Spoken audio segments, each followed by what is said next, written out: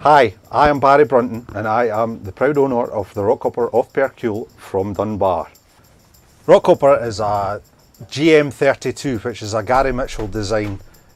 He's a well-known shipwright in Cornwall and he's still making designs in boats today, believe it or not. The Rockhopper was built for Rob Curtis by Cygnus Marine. That was back in 1975. She was ordered in July and launched in November 1975. Then she was commissioned for fishing January 1976. Rob, he was basically a mackerel boat, and she was a big boat for her time. She really excelled herself in Cornwall with the mackerel boom that there was at that time, and that's how he was able to get grants to pay for the vessel, which was the cost of £34,000. The Rockhopper was crewed by 4 men, which had 4 hydraulic mackerel gurdies, basically bought from Spencer Carter, which was a hydraulic firm down in Cornwall and still there today actually, and is doing really well. Once the mackerel boom was legislated, shall we say, Rob had to find a different source to make his income, which he converted the boat to clams.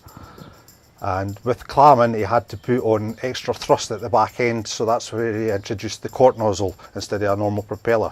Now the quart nozzle is basically like a jet engine. It sucks the water in at a slower rate and spits it out at a faster rate, so you get higher thrust.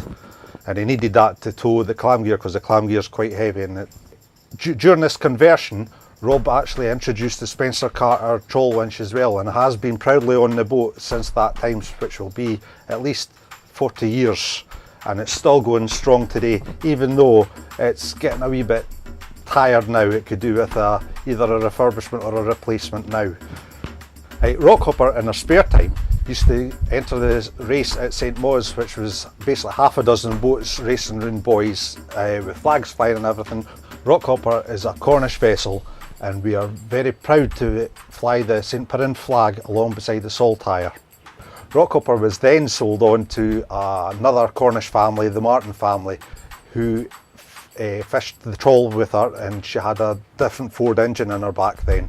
They also done pots as well, and they had a small scare with her actually, where the lobster pots gripped the ground and no one was at the winch, the pot hauler, and she took a very severe heel. But luckily enough, he got to the winch in time to release it and she popped back up, but she was very close to going right over, and that's the kind of accidents that can happen at sea very quickly. After the Martin family, the McMillan brothers, George and Duncan, went and bought the vessel and sailed her up the west coast to South Uist. They worked her for the prawn trawls up there for at least 3 or 4 years, and then put her up for sale around November time 2000, where my mother and father then decided to go and have a look at the boat. After seeing the vessel, my mother and father really loved the boat and what she could do, so they decided to purchase the vessel for £45,500. Once we had bought her, then we had to bring her back to Dunbar, which was yes, exactly, it was a terrible time. It took us 14 hours to get from Uist to the Sound of Mull, and then there was all sorts of dramas after that, but that'll be for a later video.